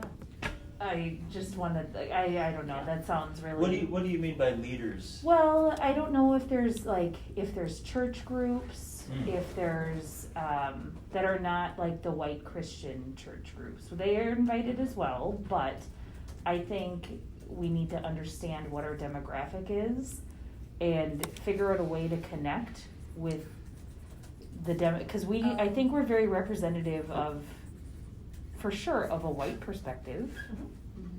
And I hate to bring race into it right away, but like, North St. Paul is not only white, and No, it's not. and exactly, right? And I don't know of a way to do it respectfully and tactfully, but I think it's really important. I think that's fantastic. So how would we encapsulate that? It's sort of like, it's critical then for us to deliver on our purpose. We need to gather input gather diverse input from community members or something like that.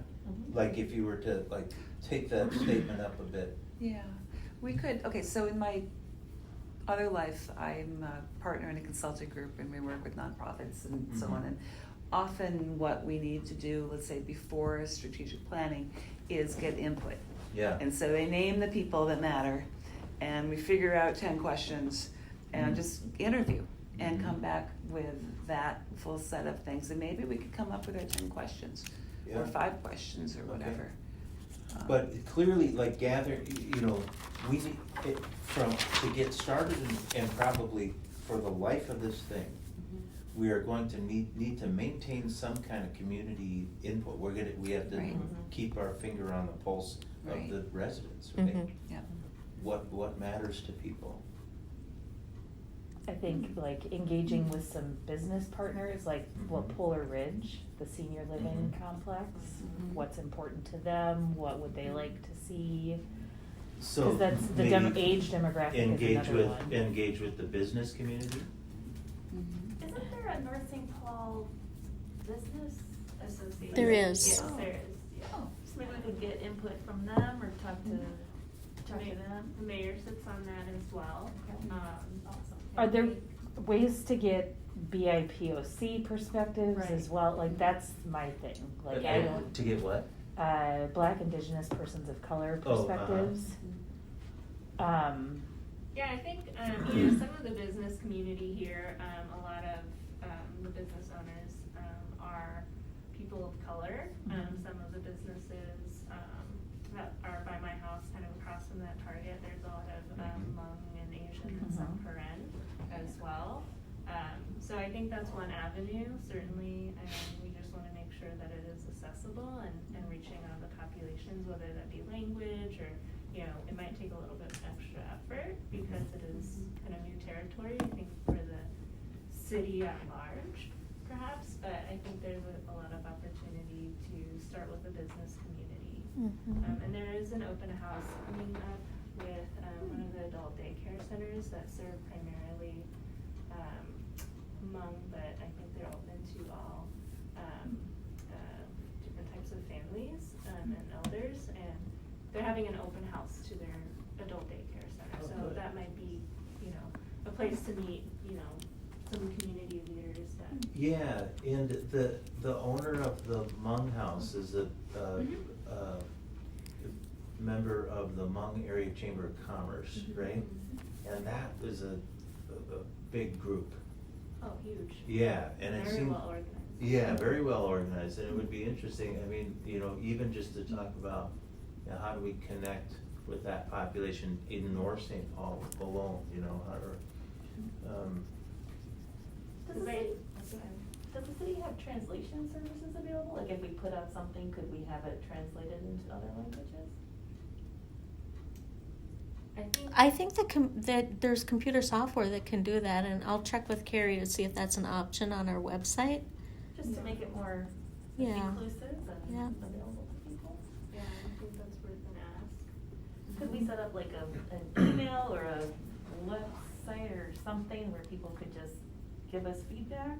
I don't know, maybe Yeah, we're there's a asking for lot feedback. of, at our next meeting, I'll bring in an itemized list of all the different means of, Cool. that the residents Oh, can cool. communicate with Oh, us okay. that are currently in place. That's awesome. 'Cause, you know, to your point, truly, it's just getting that input from citizens. We wanna know. Right. Yes. We're gonna be reflective yes, of what yeah. people wanna see. Right.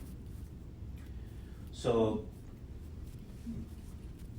what other major inputs would we need in order to bring the community together and create a space for connection or bridge the old and the new? What are the things that this Arts and Culture Commission needs? Money. Funding, I was gonna say funding. So, there's gotta be some, Dollar bills. how would we state that? Fiscal support? A pipeline of funding for desired projects, right? I mean, we can have all the ideas in the world, but if we don't have any money for them, we can't do anything. Right. Right. I know And- there are grants available. I'll have to try to get information on Oh, cool. some grant funding. Nice to know what's out there. The mayor sent one out just recently.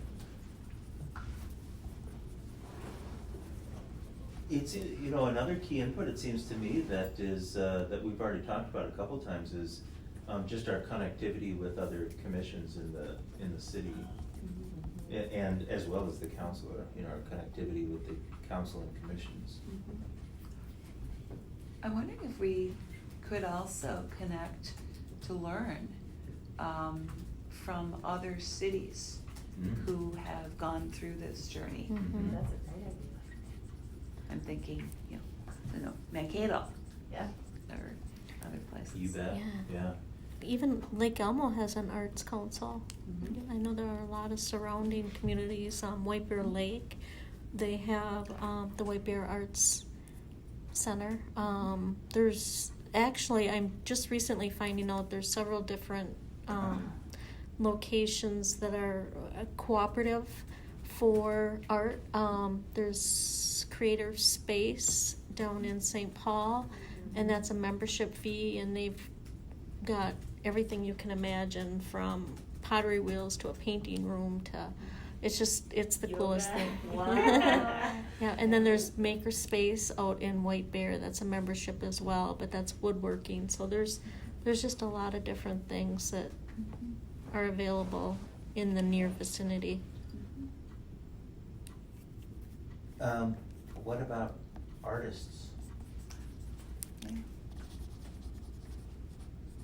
It's kind of like, these are, when you think about these inputs, these are like the resources that we Yeah. need in order to do this. We need knowledge, you need money, you need people who do art. Perhaps a process that's clear to all stakeholders, whether it's a Clear business applying for it or whether. Clear process, yes. Yeah. Oh, boy, hey, that's a great one. Writing this into, so if like a Shifsky's comes up and we're saying, hey, you gotta dedicate some dollars to blank, Right. okay, how do I do it? Yeah. And are there legal parameters around, providing funding to private businesses versus, because it is, considered public art, so what does that Right. even mean? I know that in the city of Portland, Oregon, which has great public Mhm. art, long ago, somebody put it into their city planning. Mhm. At some portion of every new building that's, could be some business or whatever, the new construction, there's a portion of that has to go to public art, Mm. which just then, boom, the money's there and it just Mhm. happens. We have that for our Parks and Rec right now. Really? Mhm. Cool. So a certain Park amount of money has dedication. to go to the parks. Yep, Cool. Park Dedication Fund. Yep. Nice. We have pretty nice parks. Mm-hmm. And that's in no small part because of the effort of those people who are on that commission. When you look around at a lot of these other cities and you say, why do they have that and we don't? It's like, because nobody got together and did it, Exactly. Well, we're here now. We're here now. Make it Is happen. the council gonna be the ultimate one that like approves or denies these projects? Yep. Okay, so I think we do wanna be really careful. Part of our key input needs to be like, I don't know how to word this, cause I don't want it to sound like. Electing the right council members. Well, that's another conversation. But part of it is, I don't want this to sound like censorship, but we have to be really, really careful with what we're recommending. Because there is art that's federally protected once it's up. And if the artist is not, I don't wanna like direct an artist too much for a mural per se, but like at the University of Minnesota in the building attached to mine, there is a long mural inside that is extremely racist and very offensive. Really? And it was a woman scientist's thesis project and she's still alive and she's like 101 years old. Wow. And the students have been petitioning to have it removed, but it's protected by the Mural Act, so legally they cannot take it Wow. down. Interesting. Oh, that's So really this is like a hot topic and it's just, Mhm. I'm hyper aware of it because of what the student culture is Right.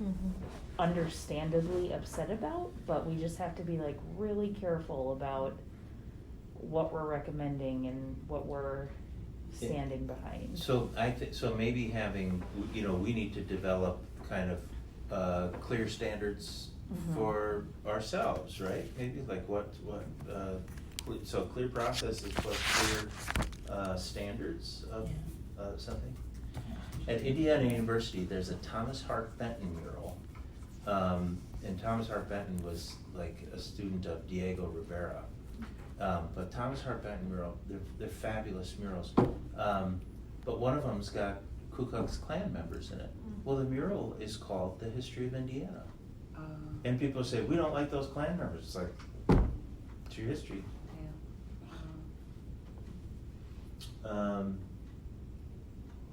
Then you get into, art sparks wonderful conversations, doesn't it? Because it's like, well, should it not be there anymore? And it's like, well, I don't think the painting is celebrating the Klan. It's just part of many other figures in it. But anyway, okay, this is really great. Anything else that you can think of the major inputs that we need?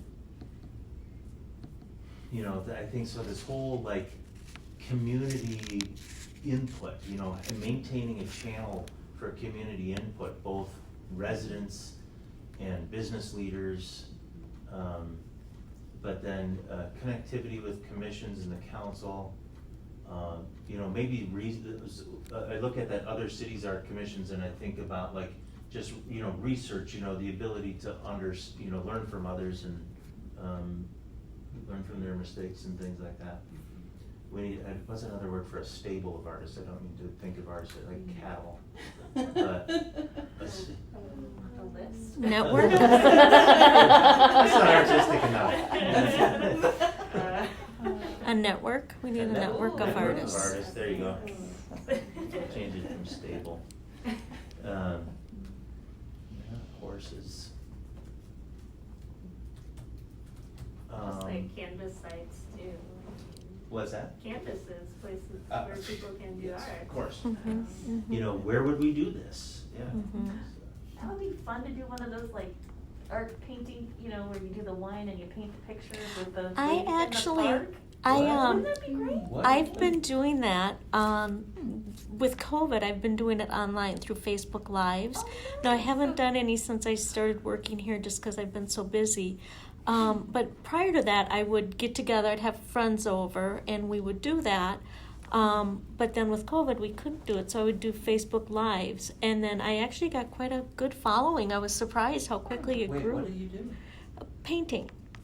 So it's like an It's a group. artist-led painting class. Oh, So I it's see. like, we're all gonna paint the rainbow today. So Oh, we oh, all yes, yes, get our own okay. canvas Yeah. and do the thing, but, I would go for the wine. But, if we could do that in the park, like a fundraiser or some kind of. Sure. Oh, I Just would get love the to do community that. after kids or- Yeah, I think, canvases, I think, would included in that, what are the outlets, so not just like, Right.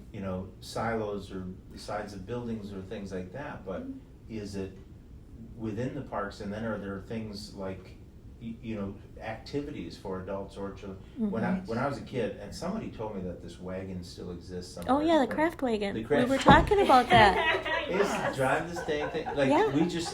when you're a kid, you just know what's happening around Mhm. town, right? I don't know how that happens. But it was like, whenever this craft wagon, which would go park at one of the parks somewhere, and they would fold down the sides, and it Mhm. created a little workspace for us Mhm. kids sitting around it. And this time you would do a plaster of Paris thing, and then you paint it, and then this time you would do whatever, and then, isn't that funny? So why Yeah. can't that be a little art library? Yeah. Why can't it? Yeah, it can Let's be. do In it. people's Well, you could backyards. make it even bigger, and we could, I know this was done at one time to try to raise funds to buy that original North St. Paul Arts building, and convert it back into an art center, What right North on St. Paul Arts 7th. Building? There's a big, it's an apartment complex now. Where is it? Right on the corner, I'll have to show you a picture of it. I can't think of where it was.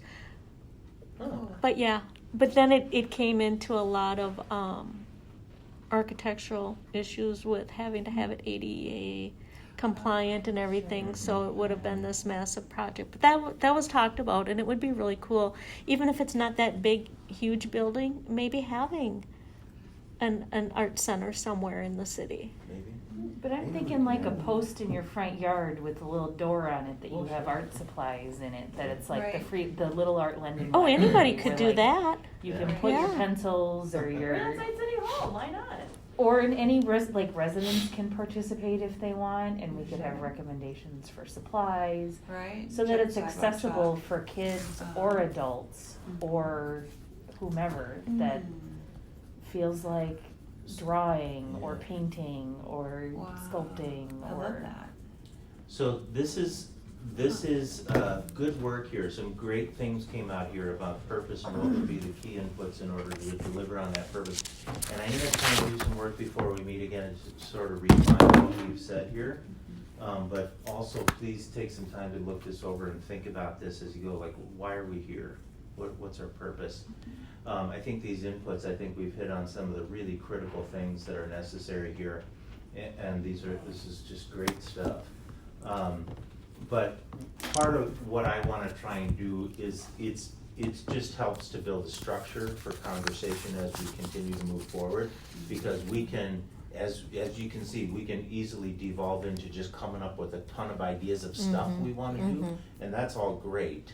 But meanwhile, there's going to be structural work that we need to do Foundation. in order to make all this stuff happen. Exactly. Yeah, so all of the ideas, keep them coming, and I think like what Julie's been doing is like taking notes on ideas, you know, it's like we can have a separate thing of just like, we should probably maintain an ideas list. Right.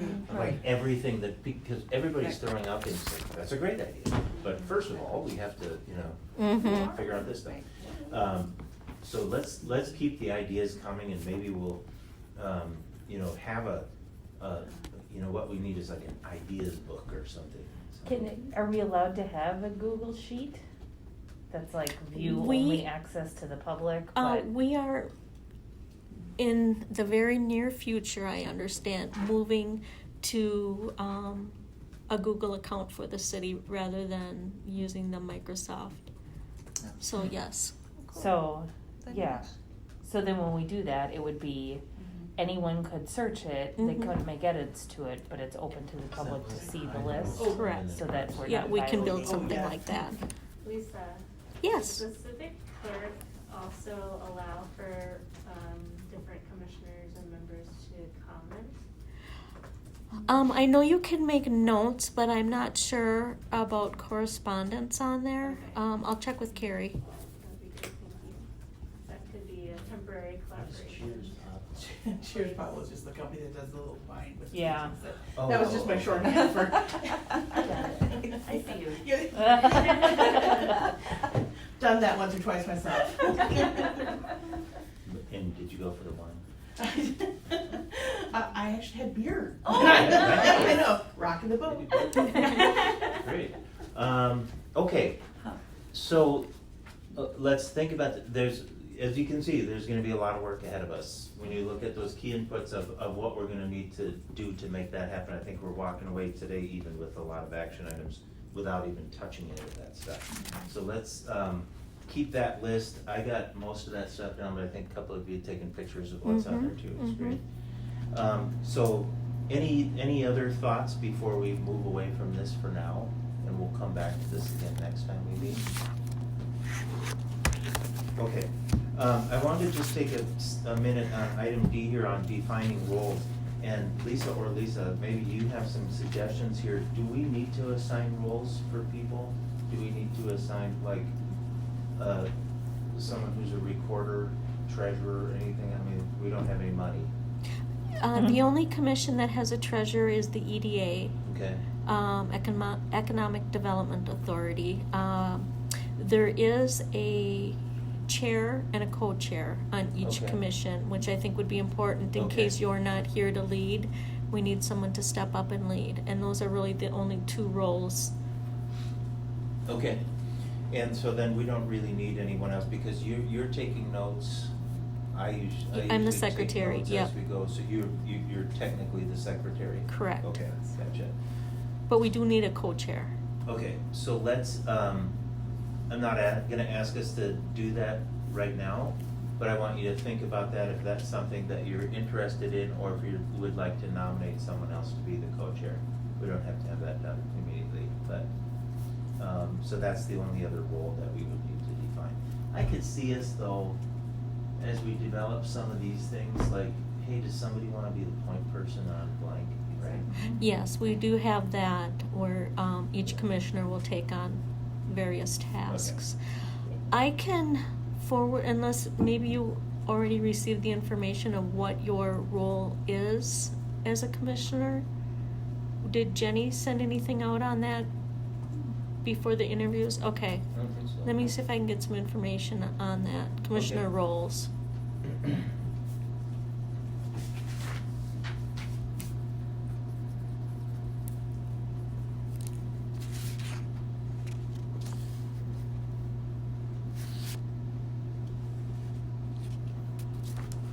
Okay.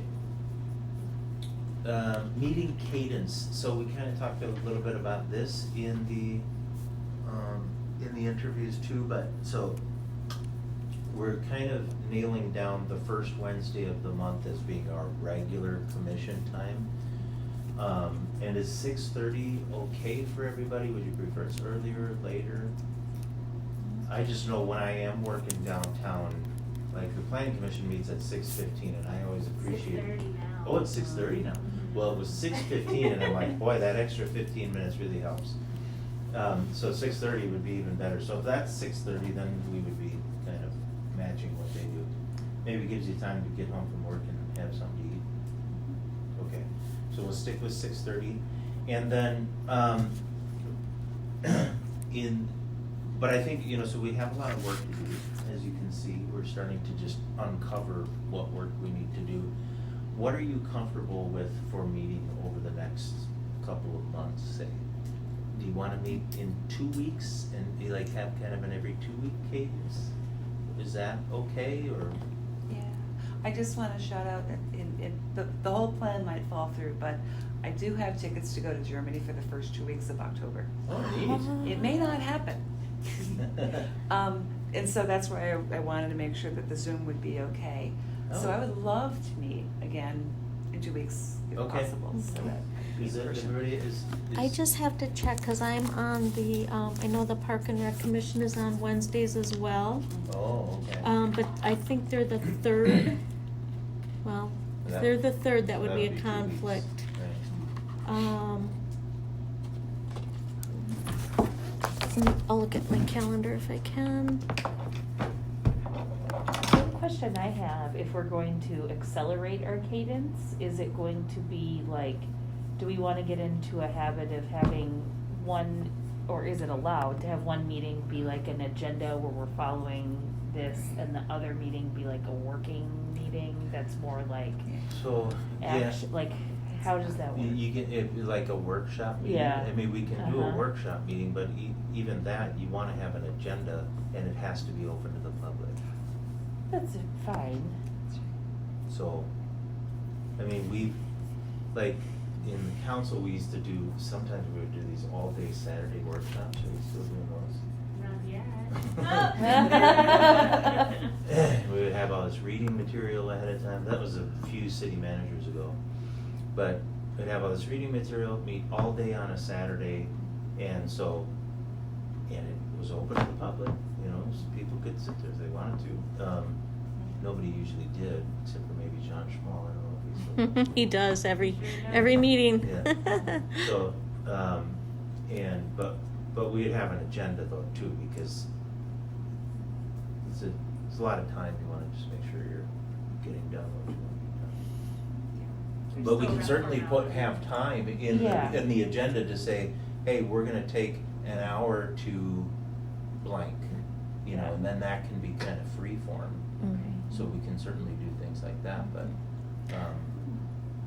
I think we wanna be kind of structured with our time. It's just tough to get everybody together, and, I don't wanna waste anybody's time, for sure.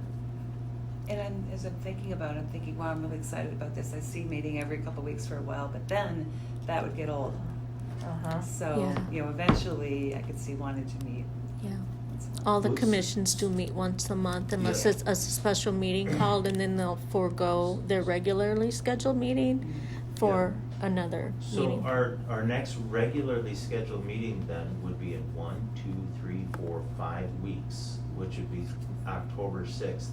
So if the Parks is meeting on the 15th, could we meet on the 22nd, and then it would be 2 weeks would be? Actually, the Parks is meeting on the 22nd. Oh. So- Moved theirs. 1, 2, 3. Yeah, so I am open on the 15th. Oh. So is it the third? It must be the third week that the Parks rec. Well, that would be the third week, cause today's the first Wednesday. So if they meet on the 22nd, so it's the third week. Should be 1, on 2, the, are 3, you looking 4. at the city calendar? No, I'm just looking at my Oh. Well, the third Wednesday would be the 15th. The fourth Wednesday would be the 22nd in the month of September. So it must be I can't even say the last.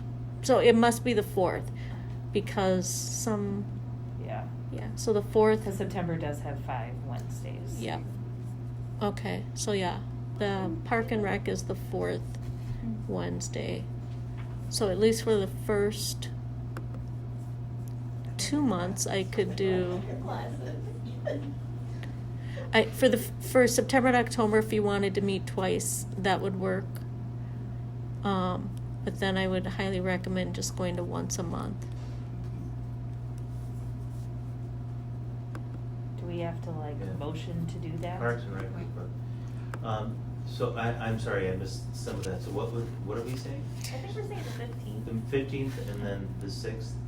Right, and then, if we need to do double in October, we do, otherwise we go once a month. Okay, so we can see where we're at on October 6th, our regularly scheduled meeting. And if we wanna add an extra in October, then we do that, and if not, then the next one would be November. So, it's gonna take time to get this thing going. And we'll have to probably have a lot of action items in between meetings, so that we can, but I think, this is really exciting, this is gonna be fun.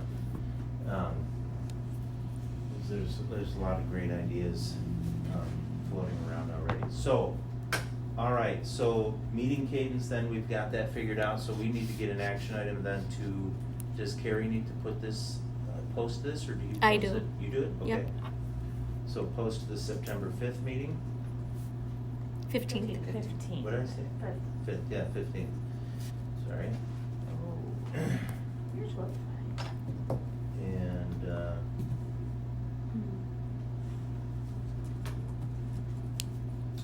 okay, so that brings us to next steps, which is really, I think, is just reviewing our action items here. So here's what I have, and Lisa, can you help me if I'm missing anything, but take a look at the League of Minnesota Cities website if you want to find out anything about open meeting law or anything else. And you can also look at the City of North St. Paul website if you want to see our ordinances or zoning code. Take a look for Google the Mankato silos and see what that looks like. Remember to send any agenda items to me, so if you have anything that you want to cover before we meet next time or any other time, send those to me. Next steps for Shifski's, so I think Lisa, you were gonna look into that and Yep. then send the resolution to the members of this team. Mm-hmm. And then send information on commissioner roles to this team. And I just was thinking of something else in that. You're gonna post the 9:15 meeting? What else am I missing? We're all gonna watch the $15 thing. That's the League of Minnesota. Oh, yeah, the League of Minnesota Yeah. said, don't pay $15. Article on open meeting law. Yeah. I'm looking forward to it. Maybe you'll be ready to run for council. Yeah. Here we go. There's something else. Oh, another thing I was gonna just say is, consider, co-chair. So what we'll ask for in our next meeting is for nominations. So if someone wants to make a motion to, nominate someone else on this team to be co-chair. And we're gonna look through all these, right? Yeah, oh yeah, and review that stuff. And I'm gonna build this into some kind of document that I can share with you. Okay, does anyone else just wanna do a SWOT? Am I the only real nerd? I really want to do a SWOT. A SWOT You want a analysis? SWOT? How about Yeah. SWOT? Yeah. God, can we do one next time? You wanna do a SWOT analysis? I love that. Sure. Am I just, don't do it if it's just me that wants to do it. Strength, weakness, It depends on how you opportunities, define threats, like, the strength, weakness, opportunities, and threats? Like, are we doing internal, external, how are we? Done. Because there's, I'm sure. yeah, and like, how would that definition apply to the commission and the city? And, yeah, and we don't have any history. We don't, we got So- nothing. We're blank slate. Yeah. So review, purpose and inputs.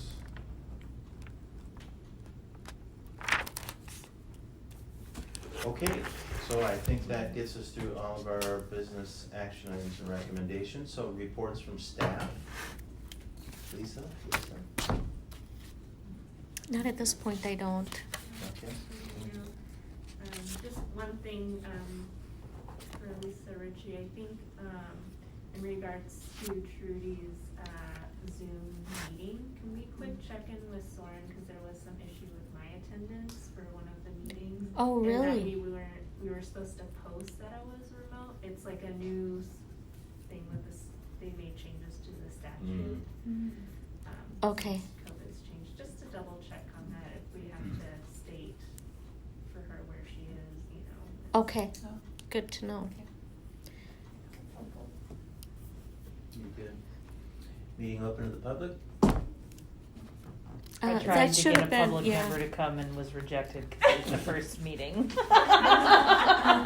That actually should have been, that's out of order on our agenda, so. Usually we do that early. Yeah, I'll Yeah. let Carrie know that that was. Reports from commissioners, so this would be the time where if any of you have anything that you would like to say, you can do that. Julie, I'll start with you. I'm good, thank you. Carrie? I'm great, thanks. Trudy? Delighted to be here. Great. Stacy? Actually, no, I'm just kidding. I'm good. You know what really burns me? Now that you ask. And I have nothing, I'm happy to be here, and I'm happy that you're all here. So we'll make a motion to adjourn, if you're ready to adjourn. Anybody wanna make that motion? So moved. Trudy. Anybody wanna make a second? A second. All in favor? Aye. Opposed? Meeting is adjourned at 8:17 PM. Good job. It's Stacy, Yay. right? Okay. It exists, the Arts and Culture Commission exists. I should have, during my time to report, we do have our North St. Paul Fall Roundup Parade Oh. on September 23rd. It's on a I think that Thursday, sounds right, yeah. September. That sounds right. Ooh. And we hope that you can make it. We're looking for volunteers. If anybody would like to volunteer, let Carrie know. I will also forward Carrie's contact information because I'm sure that she'll be an important contact for you to have. But on that note, Carrie wanted me to tell you, as far as the arts and culture goes, there is going to be a group, I think it's a group of kids that will be performing, and they'll be dressed up in their native costumes, and then they'll be dancing at the end of where the parade ends, which is at the Boy Scout Museum. Oh, So yeah. I'm not sure what their nationality is, but they'll be dressed in their native costumes and performing. I have no idea what the fall roundup. It's a parade. That's great, yeah. North St. Paul So, Parade. Oh. Here's another piece of homework for everybody, is go to the North St. Paul website if you haven't already, and sign up for the newsletter email. Yeah, and the Because text messages. all the newsletter email, and you can sign up to be notified about just about anything you want on our new website. It's fantastic. Mm-hmm. So if you want to be pinged anytime there's a planning commission meeting because you just love zoning code, you can. But if there's anything you want to be pinged on, you can get that. But that newsletter, at the very least, you should be receiving that, because the fall roundup and all that was just on the newsletter. It just came out, I think, today. It did. Yeah. So it's really great. Maybe we should walk in the parade, right? That would be much appreciated. Is that what you're looking for volunteers for? Maybe. What do Well, volunteers do? the volunteers are needed to help with the lineup, Oh. for one thing, and then there's going to be other volunteer opportunities, but Carrie would be the contact for that if you're interested in volunteering. And I think she wanted just representation from council members, just to let people know. She also asked me to get your photos, if I could. Oh. Like tonight? Tell me what to do. Your with my yard house. is seriously stunning. Like, I wanna go sit on your bench. You should. But then I'm like, that'd be weird. You have to go, if you walk that Lake Boulevard side. So you go Lake Boulevard down to Poplar. She's right on the corner.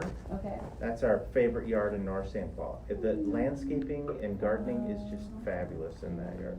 Nice. Is that the one that won the Christmas display? I don't know, maybe. She's right across from the Regan house, I don't know. I know you don't know what that means, but there's a all brick house that's right across the street, and that's on Lake Boulevard. Poplar is the one. She has this one right on that corner of Poplar.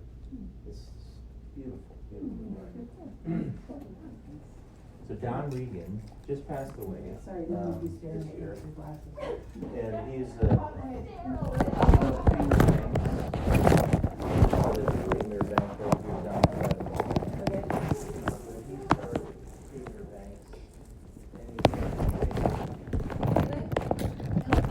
Oh, I'm okay, thank you. I appreciate it.